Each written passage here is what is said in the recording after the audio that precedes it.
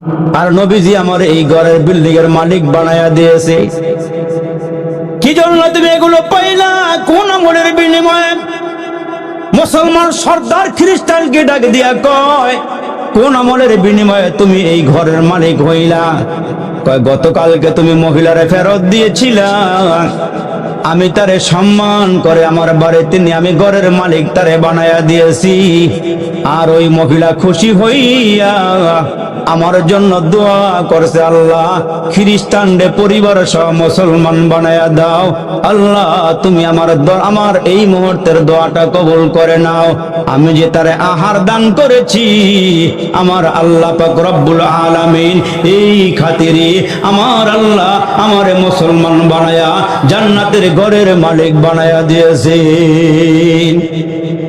এজন্য মুসলমান ভাইরারে আমার, কিছু আমল আছে দেহের আমল, আবার কিছু আমল আছে মালের আমল। এই মুসলমান দেহ দিয়ে আমল আছে, যেমন মুসলমান দেহের আমল নামাজ পড়া, রোজা রাখা, জিকির করা। এই মুসলমান আরো কোরআন তেলাওয়াত করা, অন্য ইবাদত আছে। আবার মালের আমল আছে, যাকাত দেওয়া।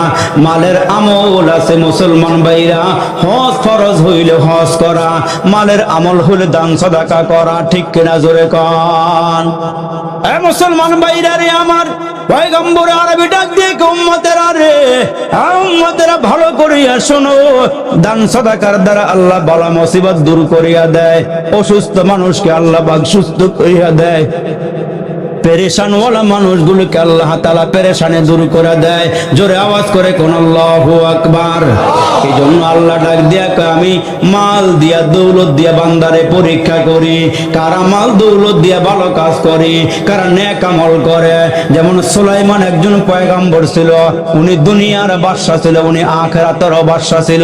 সুবহানাল্লাহ। কোন পয়গম্বর সুলাইমান আলাইহিস সালাম নবীও ছিলেন, আবার রাজত্বের মালিকও ছিলেন।